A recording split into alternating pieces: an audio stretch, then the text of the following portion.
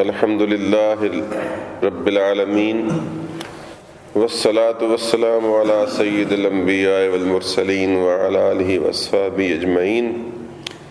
بسم اللہ الرحمن الرحیم. وذکر فإن الذکرى تنفع المؤمنین. اللہ کریم کہتا ہے نصیحت کیے جا، ایمان والوں کو نصیحت نفع دیتی ہے. بس اللہ کے اس اعلان کے بعد چپ رہنے کی ضرورت ہی نہیں ہے، نصیحت کیے جانا چاہیے. نصیحت ایمان والوں کو فائدہ دیتی ہے، اور اگر خدا نہ خواستہ کوئی ایمان سے ہی سرکتا جا رہا ہو تو اللہ اس کا حافظ. ایک بات تو میں نے حضرت بشر حافی رضی اللہ تعالیٰ عنہ کی یہ عرض کی تھی کہ ان کو رسول اللہ صلی اللہ علیہ وسلم کی خواب میں زیارت ہوئی تو آپ نے فرمایا کہ اے بشر، تجھ کو پتہ ہے کہ تجھ کو اتنا اونچا اور بلند و بالا مقام ولایت کیوں نصیب ہوا؟ عرض کی یا رسول اللہ میں تو نہیں جانتا، آپ بیان فرمائیں. آپ نے فرمایا ایک تو اس وجہ سے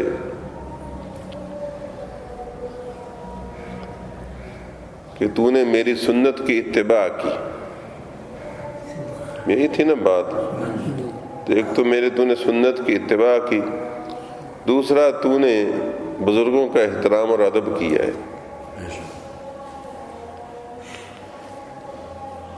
اور تیسرا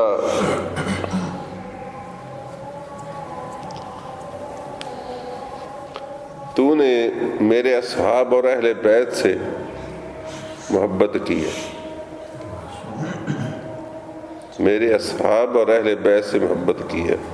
اور چوتھا تو نے مسلمانوں کو دین کی دعوت دی ہے اور ان کو دین کی طرف مائل کیا ہے. یہ دو باتیں جو تھیں پچھلی والی وہ کل میں نے عرض کی نہیں تھی. تو اب یہ چار چیزیں ذہن میں رکھ لیں کہ اللہ کریم کے محبوب صلی اللہ علیہ وسلم فرماتے ہیں کہ تجھ کو اولیاء میں اتنا بلند و بالا مقام اس لیے دیا گیا کہ تو نے میری سنت کی اتباع کی اور بزرگوں کا احترام اور ادب کیا اور مسلمانوں کی خیر خواہی کی اور ان کو دین کی طرف دعوت دی. اور چوتھا تو نے میرے اصحاب اور میرے اہل بیت سے محبت کی.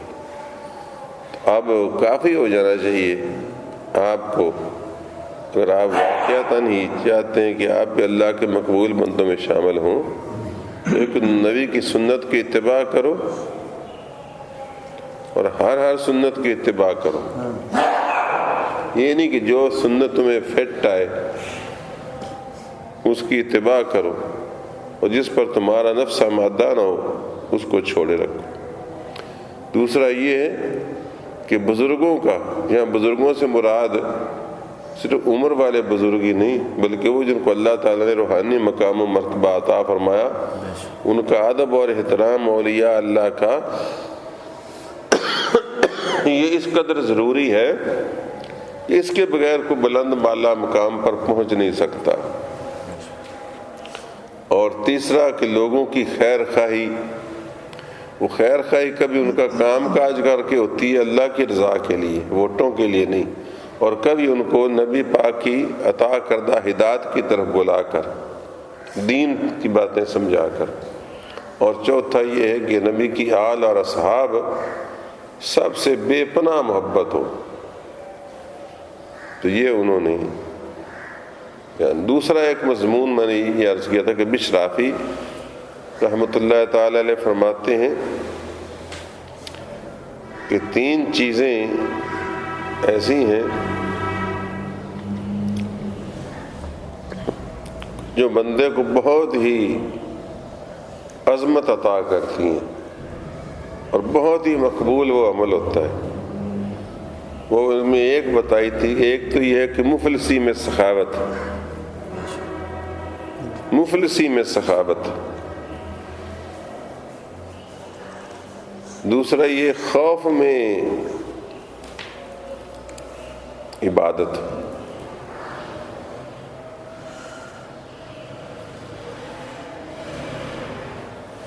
مفلسی میں عبادت نہیں، مفلسی میں سخاوت، اور خوف کے وقت اللہ کی طاعت۔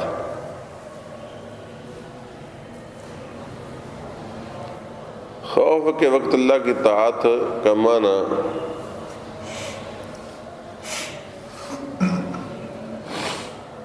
یہ ہوگا کہ خوف بندے پر طاری ہو،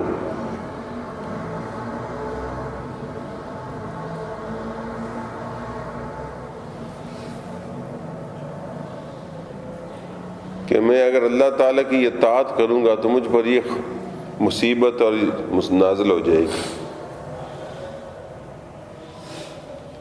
مثلا آپ ایک سچ کی گواہی دینا چاہتے ہیں اور آپ کو پتہ ہے کہ میں اگر یہ گواہی دوں گا تو میرا برا حال کر دے گا مخالف، تو اس خوف میں بھی اللہ تعالیٰ کی طاعت کا تصور رہے کہ میں نے اللہ کی طاعت کرنی، چاہے کوئی بھی خوف ہو مجھ پر مسلط ہو جائے۔ جس طرح امام حسین خوف میں اللہ کی طاعت کی نا، خوف تھا جان کا، مال کا، آبرو کا، بال بچوں کا، چھوٹی چھوٹی آل اولاد کا، مگر اللہ تعالیٰ کی طاعت سے نہیں ہٹے، تو یہ بہت بلندوں والا مقام عطا فرماتی ہے۔ اور تیسرا فرمایا مصیبت میں صبر، مصیبت میں صبر، یہ بندے کو بہت بلندی تک لے جاتی ہیں چیزیں۔ مفلسی میں سخاوت، خوف میں طاعت، اور تیسری کیا ہوئی؟ مصیبت میں صبر۔ ایک اور جگہ فرمایا کہ جس پر اللہ تعالیٰ کی طرف سے اس کی عبادت اور معرفت کا دروازہ کھول دیا، علم اور معرفت کا دروازہ کھول دیا گیا، اس پر اللہ تعالیٰ کا بہت بڑا احسان ہوا۔ وَمَن يُؤْتَ الْحِكْمَةَ فَقَدْ أُوتِيَ خَيْرًا كَثِيرًا، قرآن کریم میں بھی اس سے ملتی جلتی ایک بات کہی گئی کہ علم و معرفت کا دروازہ جس پر کھول دیا گیا، اللہ تعالیٰ کی راستوں کا علم اور اللہ تعالیٰ کی شان اور پہچان، سمجھو اس پر بہت بڑا احسان کیا گیا۔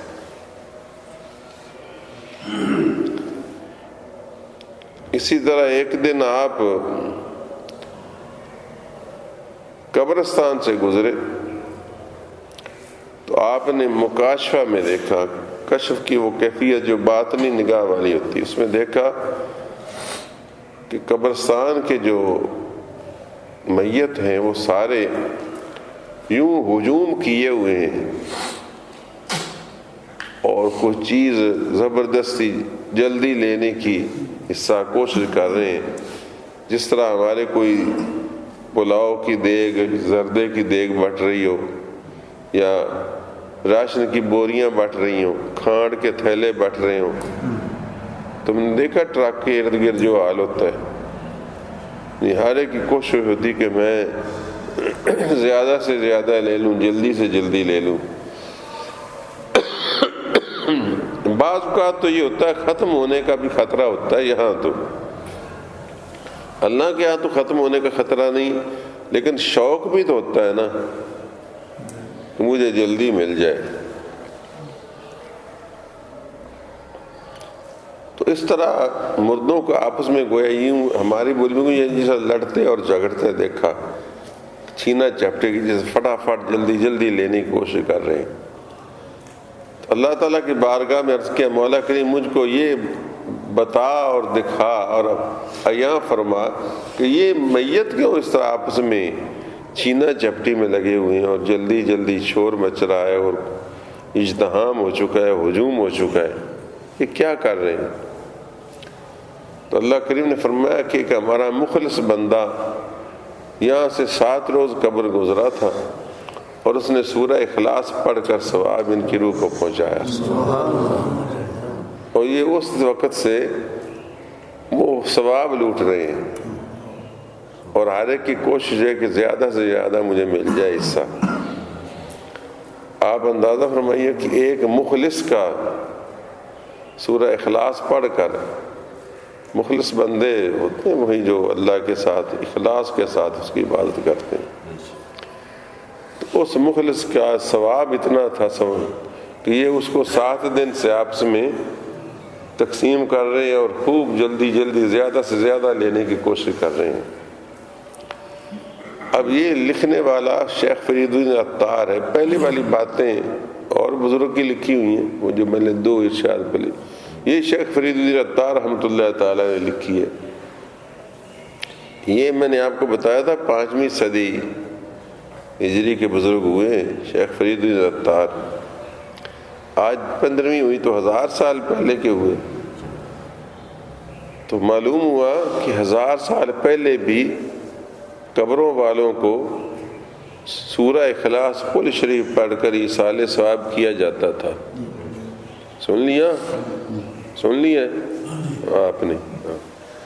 تو معلوم ہوا کہ یہ جو ہے مسلک اہل سنت و جماعت بریلوی یہ ابتدا سے چلتا آ رہا ہے، وہ نہیں جو اخلاص کے اور ان پڑھ کر بخشنے کے مخالف ہیں، اس کو بدعت قرار دیتے ہیں نا، یہ غلط ہیں۔ یہ اپنی بزرگوں کی راہ سے کٹ چکے ہیں، اور پتہ نہیں زد میں کٹ چکے ہیں یا کیا ان کے دماغ میں بہت جمع ہو گیا ہے۔ میں تو بہت سی جمع ہو گیا ہوں کرنا، ورنہ جہاں ان کی بنتی ہو وہاں تو کل سادے پر بھی آ جاتے ہیں، اور ویسے اپنے باپ کا کل سادہ کرنے کو بھی تیار نہیں ہوتے، لیکن اگر کہیں ان کی پیٹھ بنتی ہو تو پھر وٹوؤں کے جمال کوٹ وٹوؤں پر بھی آ جاتے ہیں کل سادہ سنانے کہ تقریر کر رہا ہوں چلو اس بہانے سے، اور وہاں حضور صلی اللہ علیہ وسلم کا شجرہ نسب بھی سنا جاتے ہیں، اس میں آزر کو حضور کا باپ بھی بتا جاتے ہیں، ایک کافر کو حضور کا باپ بھی بتا جاتے ہیں، جبکہ رسول اللہ صلی اللہ علیہ وسلم نے فرمایا کہ میری پشت ساری پاک ہے، تو آزر چچا تھا، اس چچا کو باپ بنا کر سنا جاتے ہیں۔ اور سنائیں کیوں نہ، ان کا عقیدہ ہی ہے کہ حضور کے ماں باپ جو ہیں وہ جنتی نہیں ہیں، ان کی کتابوں میں لکھا ہوا ہے۔ تو یہ دوگلی پالیسی، پھر چاہے نہرو ٹوپیوں والے ہارون آباد سے لے کر اکاڑے تک سے آئیں، ہمیں ان سے کیا، ہمارے دل میں ان کی وقت نہیں پیدا ہو سکتی، ان کی زبان پر اور ہو اور دل میں اور ہو، اور لوگوں کو سیٹ کرنے کے لیے اور انداز کی تقریر ہو، اور اپنے اندر چھپے ہوئے عقیدے اور ہوں، اسی وجہ سے طبیعت جو ہے نا پر وہ بو جاتا ہے۔ ورنہ ظاہر ہے کہ میری کو کسی کے سامنے مسجد نہیں ہے کہ میں نے، چلو مدنی مسجد سے تو ہو سکتا ہے کوئی کہے کہ جی یہ لگتے ہیں کہ اس کی بجائے مجھ کو ترقی ہو، لیکن جو یہاں کا ہے ہی نہیں، کہیں کا رہنے والا، مجھے اس سے کوئی خاص رقابت نہیں پیدا ہو سکتی۔ تو میں آپ کو بتا رہا ہوں کہ یہ عقیدے جو ہیں ہمارے، ان کا ثبوت صدیوں سے ملتا ہے، اور یہ روکنے والوں کا کوئی نہیں ہے ثبوت۔ تو معلوم ہوا کہ اہل قبرستان کو ایصال ثواب کل شریف کا خاص طور پر اس دور میں بھی ہوتا ہوگا، اور حضور صلی اللہ علیہ وسلم کے اس عمل کو کرنا چاہیے، اور قبرستان کے پاس جب بھی بندہ گزرے یا جہاں بھی خیال آئے تو وہ ایصال ثواب ضرور کرے۔ بلکہ یہ مسلمانوں پر بڑے حق ہیں، ان میں سے ایک حق یہ بھی ہے کہ ان کے لیے دعائے مغفرت کرتا رہے۔ پھر میں نے ایک بات یہ بھی سنائی تھی کہ جب وہ فوت ہوئے تو مختلف لوگوں کو خواب میں ملے، اس میں بھی ایک آدھ بات رہ گئی تھی کہ کسی کو کہا کہ اللہ تبارک و تعالیٰ نے اس کے جواب میں کہ کیا ہوا، تو اس نے کہا اللہ تعالیٰ یار مجھ سے ناراض ہوا۔ اس نے کہا کیوں؟ آپ جیسے بزرگ سے اب یہ ناراضگی میں بھی مزہ ہے، اور میں اس لیے ناراض ہوا کہ تو جانتا نہیں تھا کہ میں ارحم الراحمین ہوں، پھر تو اتنا ڈرتا رہا مجھ سے۔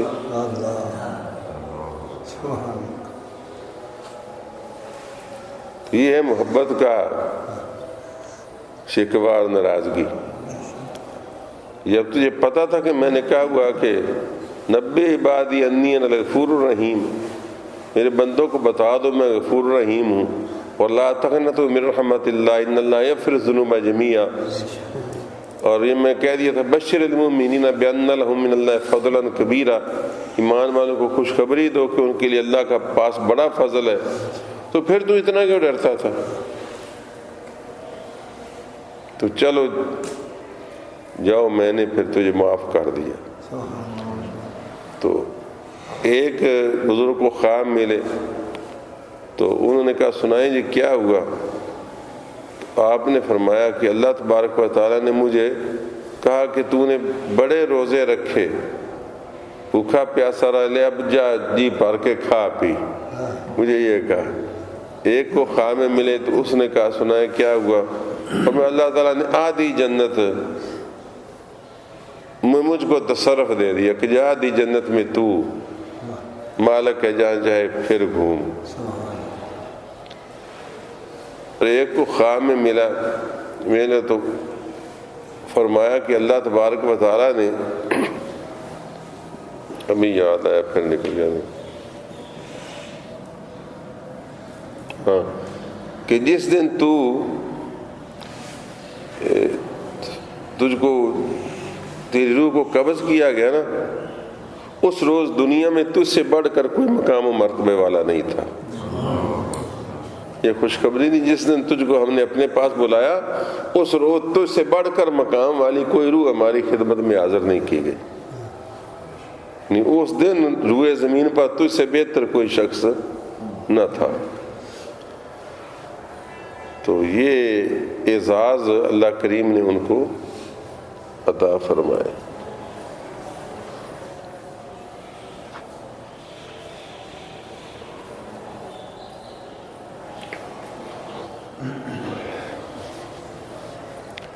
اور یہ بھی تو میں نے آپ کو بتایا ہی تھا کہ جس دن فوت ہوئے اس دن کسی بزرگ نے خواب میں دیکھا کہ جنت کے اندر کھڑا ہے اور حور و غلمان نے جھولیاں موتیوں سے بھری ہوئی ہیں، اور اس طرح لائنیں بنا کر تیار کھڑے ہیں۔